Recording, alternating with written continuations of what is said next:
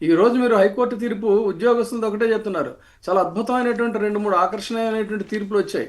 ఒకవైపు ఏమో ఉద్యోగస్తుల్ని పట్టించుకోకపోవటం, రిటైర్ అయినటువంటి ఉద్యోగస్తుల్ని పట్టించుకోకపోవటం, రైతులను పట్టించుకోకపోవటం, ఇవన్నీ చేస్తూ దీన్ని ఇదేంటి అని చెప్పని ప్రశ్నించేటువంటి సాక్షి లాంటి సంపాదకుల మీద వేధింపులు చేస్తూ ఉంటే చాలా అద్భుతంగా న్యాయమూర్తులు చెప్పారు.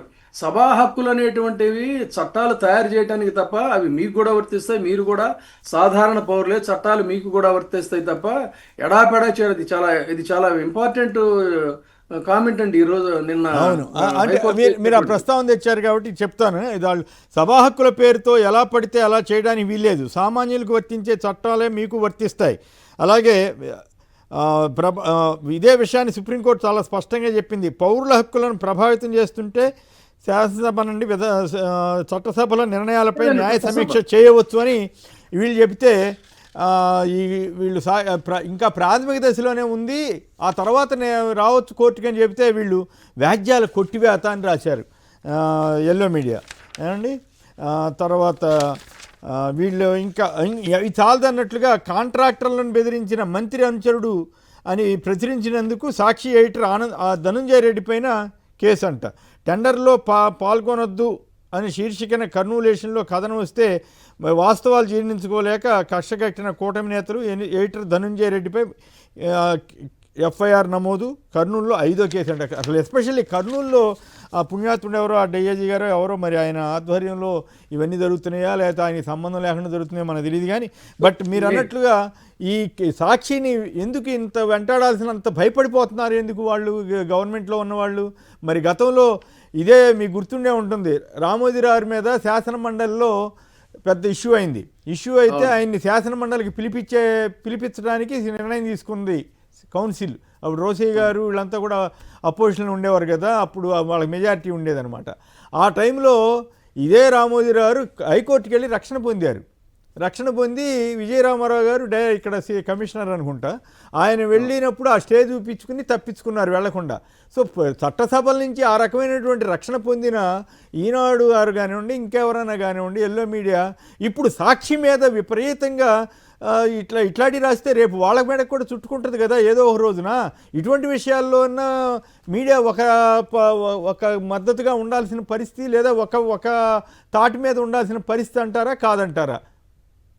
అది మనకి ఎమర్జెన్సీలో మీకు తెలిసిందే. ఎమర్జెన్సీలో ఎన్ని కేసులైతే పత్రికల మీద పెట్టి పత్రికా స్వేచ్ఛని అణిచివేయాలని, గొంతు నొక్కివేయాలని చెప్పని ట్రై చేస్తే ఆ పత్రికల సర్క్యులేషన్ అత్యధికంగా రోజు రోజుకి కూడా పెరిగిన సంగతి కూడా మీకు తెలుసండి. అలాంటిది ఈ రోజున ఆ తర్వాత మళ్ళీ ఆంధ్రప్రదేశ్లో ఆ పత్రికల మీద, అంటే ప్రత్యేకించి సాక్షి మీడియా, ప్రజల తరఫున మాట్లాడే మీడియా మీద, ఒక సాక్షినే కాదు, వాళ్ళ గొంతులు నొక్కివేయాలని చెప్పని అనుకుంటున్నారు. కాదన్నట్లయితే ఏంటంటే వాళ్ళని నోటికి వచ్చినట్టు పచ్చి బూతులు తిడుతున్నటువంటి పరిస్థితి. ఇదే సందర్భంలో సీనారాయణ రెడ్డి గారు ఒక మాట చెప్తారండి, నువ్వు ఎంత వద్దంటున్నా బూతుల దండకాలు వల్లించే ఆ నోళ్ళు ఆగవు. నువ్వేమనుకుంటున్నా ఆ పన్నాగాల వలలు ఆ చేతులు ఆపవు.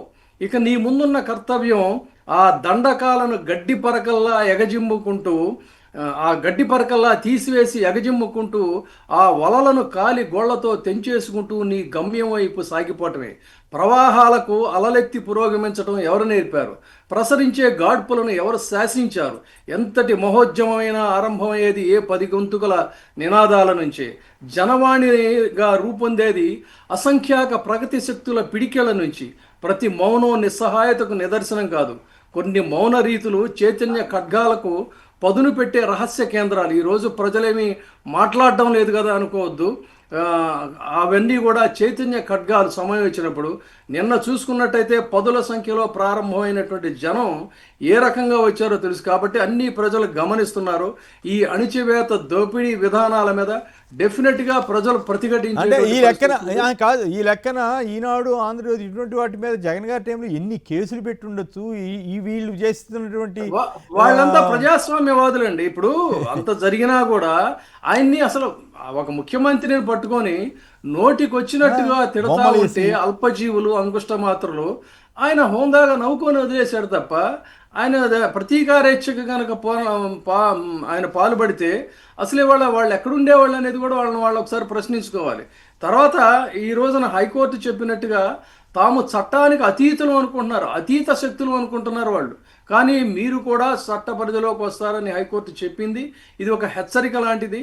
ఇకనైనా వాళ్ళు ఆత్మవిమర్శ చేసుకొని భూమి మీద నడిస్తే బాగుంటుందో తప్ప ఆకాశ హర్మ్యాల్లో విహరిస్తూ ఆకాశ హర్మ్యాలని నిర్మిస్తూ మనం ఏదో అతీత శక్తులు అని చెప్పనే భ్రమల్లో ఉంటే ఖచ్చితంగా ప్రజలు నేల మీదకి తీసుకొస్తారండి. రైట్. అయితే ఫైనల్గా ఒక మాట చెప్పండి, ఎందుకు ఈనాడు, ఆంధ్రజ్యోతి, ఇంకా వగైరా వగైరా వగైరా చాలా టీవీలు ఇవన్నీ ఉన్నాయి కదా, ఆర్తనాదాలు చేసేవాళ్ళు చాలామంది ఉన్నారు కదా, వాళ్ళ తరఫున ఒక్క సాక్షి కోసమే ఎందుకు ఇంత భయపడుతున్నారు? పోలీసులు అచ్చంగా ఈ వేరే పనులన్నీ మానేసి అచ్చంగా సాక్షి మీద, సాక్షి టీవీల్లోనూ లేకపోతే సాక్షి లేదా వైసీపీ సోషల్ మీడియానో వీళ్ళ మీద ఎందుకు పడుతున్నారు? అంత వీక్గా ఉందా చంద్రబాబు గారి పాలన? అంత వీక్గా ఉందా, లేక లోకేష్ గారి నిర్వాకాలు అంత అధ్వానంగా ఉన్నాయనే ఫీల్డ్లోకి వెళ్ళారా?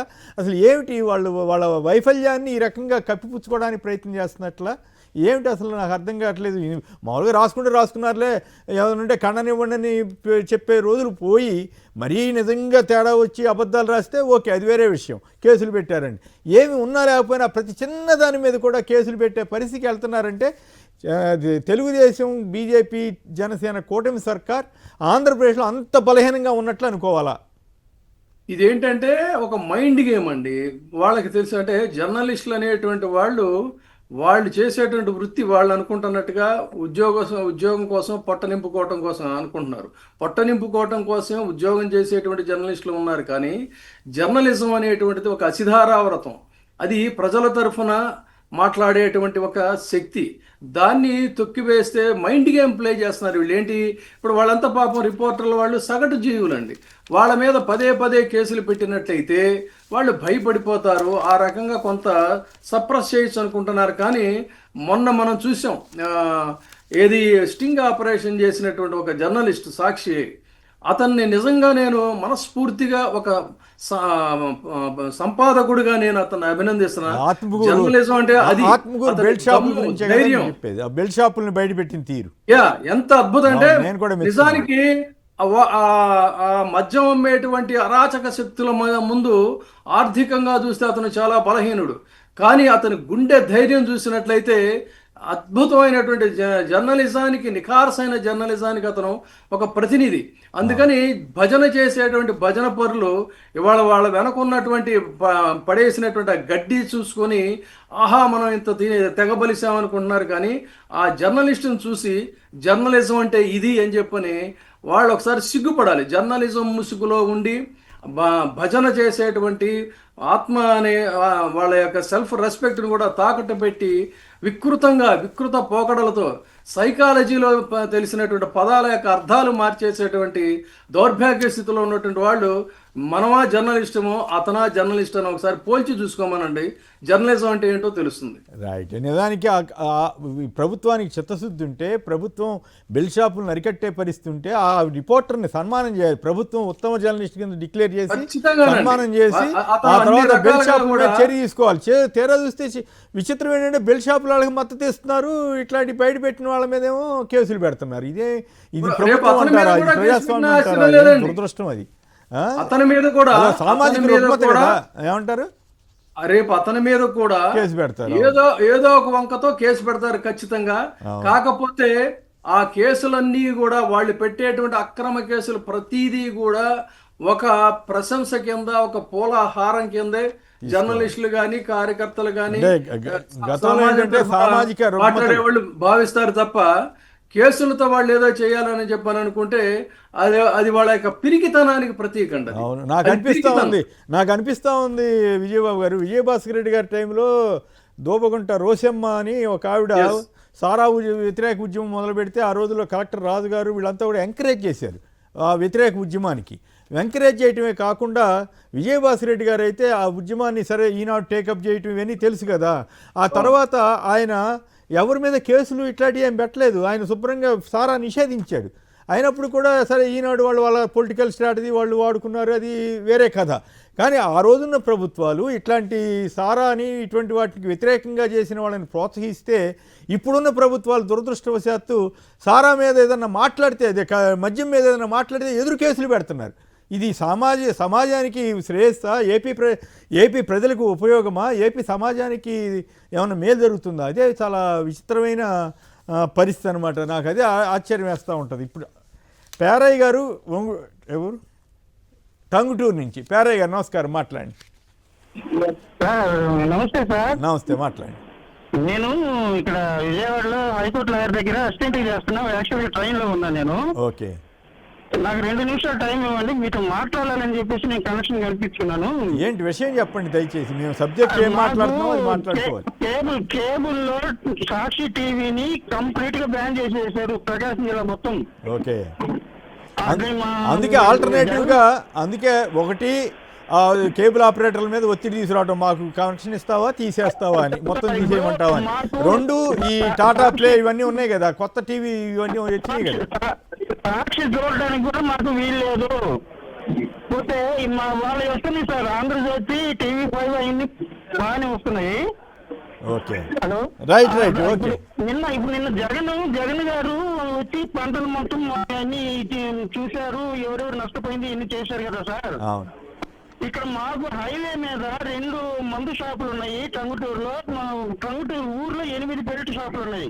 ఓకే, చెప్తే మీ మీద కేసు పెడతారేమో, జాగ్రత్త. ఎందుకంటే ఈ ప్రభుత్వం ప్రజల కోసం లేదు, బెల్ట్ షాపుల కోసం అన్నట్లుగా విమర్శలకు ఆస్కారం ఇస్తా ఉన్నారు. అది దురదృష్టం. మా గ్రూప్ కి, మా అడ్మిన్లకి, మా మొత్తానికి నోటీసులు ఇచ్చారు సార్. అవును. అయ్యా పోలీసు వారు కానీ ప్రభుత్వం వారు కానీ దయచేసి ఒకప్పుడు మద్య నిషేధాన్ని విధించిన తెలుగుదేశం పార్టీ ఈ రోజున మద్యానికి ఇంత మద్దతుగా ఇవ్వటం అంటే ఇది ఎంత దురదృష్టం. మద్యం ఇస్తామని చెప్పి ఓట్లు వేసుకున్నారు. సరే, అయిపోయింది. ఇప్పుడు ఏదో మంచి మద్యమే ఇవ్వండి, జరగనివ్వండి. కానీ ఈ రకమైన అరాచకాన్ని ఎంకరేజ్ చేస్తే అది తెలుగుదేశం పార్టీ సిద్ధాంతం ఏంటి, ఇప్పుడున్న పరిస్థితి ఏంటి? నాకైతే ఆశ్చర్యం వేస్తుంది. చంద్రబాబు గారి కంటే మాబోటి వాళ్ళమే ముందుగా తెలుగుదేశానికి అనుకూలంగా పనిచేసిన వాళ్ళమే కానీ, బట్ ఈ పరిస్థితి అయితే దయనీయంగా ఉంది. ఎన్టీ రామారావు గారు మద్య నిషేధాన్ని విధిస్తే వీరేమో ఇట్లా చేస్తున్నారు.